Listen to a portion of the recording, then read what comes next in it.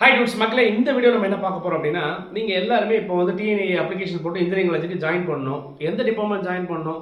Computer science தான் join பண்ணணும், ID தான் ஜாயின் பண்ணணும், ஏஐடிஎஸ் தான் அப்படின்னு பயங்கரமாக கங்கணம் கட்டி தெரியுறீங்க. ஸோ நம்மளுமே சொல்லிட்டோம் வந்து இந்த மாதிரியான இதுக்கு வந்து ஸ்கோப் ஃப்யூச்சரில் இருக்குது அப்படின்னு நினச்சாலும், அந்த அளவுக்கு இப்போ கரண்ட்டாக எம்ப்ளாய்மெண்ட் இருக்கா, அந்த அளவுக்கு குவாலிட்டி இருக்கா, இதெல்லாம் நம்ம நிறைய பேசியிருக்கோம். இப்போ ஒரு திடுக்கிற தகவல் நான் உங்களுக்கு சொல்கிறேங்க.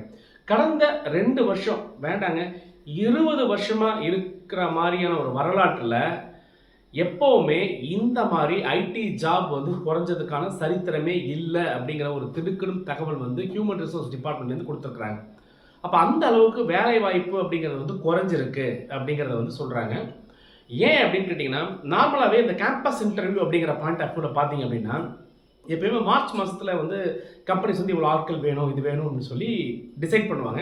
ஜூன் ஜூலையிலே வந்து எப்போவுமே வந்து ஆள் எடுக்கிறதுக்காக காலேஜுக்குள்ளே வந்துடுவாங்க. ஆனால் இந்த நிமிஷம் வரைக்கும் இந்த ஜூன் ஜூலையில் வந்து பெரும்பாலும் இந்த டிசிஎஸ், விப்ரோ, இன்ஃபோசிஸ் போன்ற கம்பெனிகள்லாம் வந்து பெருசாக வந்து ஆர்வமே காட்டல. காரணம் என்னென்னா, பெரிய ப்ராஜெக்ட்ஸ் இல்லை. ரெண்டாவது, அவங்க எதிர்பார்க்குற அளவுக்கு இன்றைக்கி வெளியில் ஒரு கஸ்டமர் எதிர்பார்க்குற அளவுக்கான ப்ராஜெக்ட் பண்ணுற அளவுக்கான ஸ்டூடெண்ட்ஸோட கெப்பாசிட்டி. காரணம், கொரோனா சமயத்தில் வந்து சரியான ஒரு டவுனு, எஜுகேஷன் குவாலிட்டியில் பெரிய டவுன் வந்ததுனால அதை ஃபோக்கஸ் பண்ணுற அளவுக்கு ஆட்கள் இல்லை அப்படிங்கிறது ஒரு பக்கம் தரப்பு. குவாலிட்டியான இன்ஜினியர்ஸ் இல்லை அப்படிங்கிற ஒரு பாயிண்ட்டு. தேவையான ப்ராஜெக்டை செய்கிற அளவுக்கு அவுட்கம் இல்லை அப்படிங்கிற இன்னொரு பாயிண்ட் இருக்குது. ஸோ இது ஒரு பக்கம் இருக்கிறதுனால என்ன ஆயிடுச்சு அப்படின்னா, இந்த வந்து டோட்டலாக வந்து இந்த அட்மிஷன்ஸ் பாயிண்ட் ஆஃப் வியூவில் அதிகமாக இருந்தாலும் இங்கே வந்து நம்ம எல்லாருமே எதிர்பார்க்குற அந்த பிளேஸ்மெண்ட் பாயிண்ட் ஆஃப் வியூவில் மிகப்பெரிய ஃபால் இருக்குது அப்படின்னு சொல்கிறாங்க. இருந்தாலும் ஒரு பாயிண்ட், ஃப்யூச்சரில் நல்லா இருக்கும், ஃப்யூச்சரில் நல்லா இருக்கும் நானும் சொல்லுவோம். ஆனால் இப்போ இருக்கிற ட்ரெண்ட் இதுதான். இது இன்னொரு முக்கியமான விஷயம் என்ன தெரியுங்களா? 2 வருஷத்துக்கு முன்னாடி 3 வருஷத்துக்கு முன்னாடி போய் உங்கள் பையன் இப்போ அலுமினியை போய் கேட்டிங்கன்னா, நான் ஆர்டர் வாங்கியிருப்பேன், நான் வந்து ஆஃபர் வாங்கிட்டேன் அப்படின்னு ஸ்டைலாக பேசுவாங்க. இந்த மாதிரி ஆஃபர் வாங்கின ஸ்டூடெண்ட்ஸுக்கே இன்னமும் கம்பெனிலேருந்து கால் வரலாம் பார்த்துங்களேன். அப்போ அந்த 2 வருஷம் என்ன பண்ணா, கால் வரும் காத்துக்கிட்டு இருந்து வெறுத்து போன மாதிரி ஒரு தகவல். இதுக்கு மேலே என்ன பண்ணியிருக்காங்கன்னா, இன்ஃபோசிஸ் போன்ற சில கம்பெனிக்கு மேலே ஒரு மனித நேயம் அப்படின்னு சொல்கிறாங்க, human rights department, human resource department என்ன பண்ணியிருக்காங்கன்னா, இவ்வளோ பேருக்கு ஆஃபர் கொடுத்துட்டீங்களே, ஏன் எடுக்கலை அப்படிங்கிற மாதிரி அவங்க மேலே ஆக்ஷன் எடுக்குங்கிற மாதிரி ஒரு ரெக்கமெண்டேஷன் கொடுத்துருக்குறாங்க. இது வந்து இந்த மாதிரி ஒரு ஆப்ஷன் வந்து இருக்கிற ஒரு திடுக்கிடும் தகவல் வந்து கிடச்சிருக்கிறதுனால நம்ம எல்லாமே ஏடிஎஸ் போகணும், ஐடி போகணும், கம்ப்யூட்டர் சயின்ஸ் போகணும் அப்படின்னு சொல்லி ஒரு பக்கம் மோதிக்கிட்டு இருக்கோம். இதையே காரணம் வச்சு அதிகமான ரொட்டேஷனும் நீங்கள் கட்டிக்கிட்டு இருக்கீங்க. இதுதான் வாழ்க்கை நினச்சி ஃப்யூச்சரில் போயிட்டுருக்கீங்க. ஸோ இந்த மாதிரி ஒரு சூழ்நிலை இது வந்து ஒரு திடுக்கிடும் தகவல் கட்டாயம் நீங்கள் தெரிஞ்சுக்கணுங்கிறதுக்காக தான் இந்த பகிரங்கமான இந்த வீடியோ நான் இந்த நேரத்தில் போடுறேன். ஸோ ஐடியில் வேலை இல்லை, கம்ப்யூட்டர் சயின்ஸ் வேலை இல்லை, ஆர்டிஃபிஷியல் இல்லை கட்டாயமாக நான் சொல்ல மாட்டேன். ஆனால் அதை தெரிஞ்சுக்கிற அளவுக்கு தகுதியாக உங்களை மாற்றிக்கிற அளவுக்கு சூழ்நிலைகள் இன்றைக்கி இருக்கா? அந்த மாதிரி artificial data science based companies இந்தியாவில் இருக்கா? தமிழகத்தில் இருக்கா? பெங்களூரில் இருக்கா? மெட்ராஸ், நம்ம எல்லாமே அங்கே தான் போகிறோம். அட்லீஸ்ட் நார்த் இந்தியாவில் இருக்கா அப்படின்னா அதிகமாக இன்னும் இல்லை. வரப்போகுதுங்கிற ஒரு நம்பிக்கையோடு போயிட்டு இருக்குமே தவிர இதை சொல்லி கொடுக்கறதுக்கான சூழ்நிலைகள் கல்லூரியில் இருக்கா அப்படிங்கிற இன்னொரு பாயிண்ட்டுங்க. ஸோ இந்த விதம் வரும்போது தான் இன்றைக்கி இன்னொரு முக்கியமான விஷயம் பார்த்தேன்.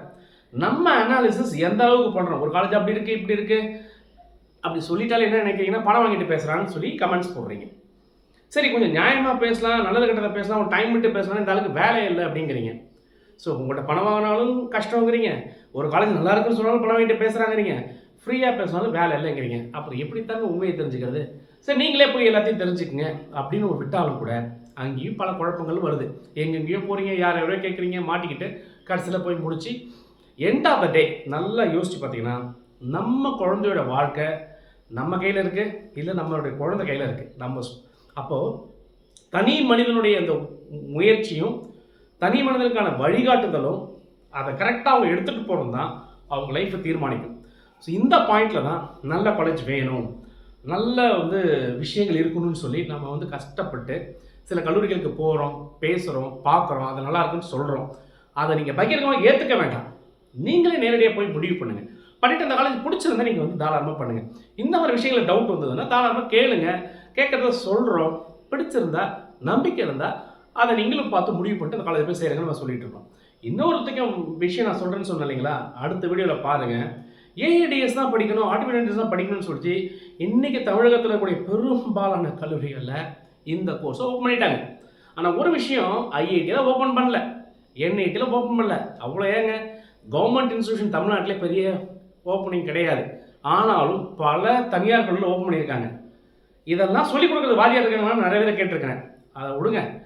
இந்த வாதியாருங்க எந்த அளவுக்கு சொல்லி கொடுத்துருந்தா, எந்த அளவுக்கு ஸ்டஃப் இருந்தால், அந்த பையனுக்கான கேள்வின்னு வரும்போது கொஸ்டின் பேப்பர் அப்படிங்கிறது இருக்கு இல்லையா, ஒரு கொஸ்டின் பேப்பரில் தரத்தை வச்சு அந்த கல்லூரிகள் எந்த அளவுக்கு இன்புட் கொடுத்துருக்குறாங்கன்னு கண்டுபிடிக்க முடியும். அந்த கொஸ்டின் பேப்பரை வச்சு தான் நெக்ஸ்ட் வீடியோ கொடுக்க போகிறேன். தொடர்ந்து பேச மாட்டேங்க. உங்களோட சுரேஷ் இணையத்திலும் இதயத்திலும். நன்றி.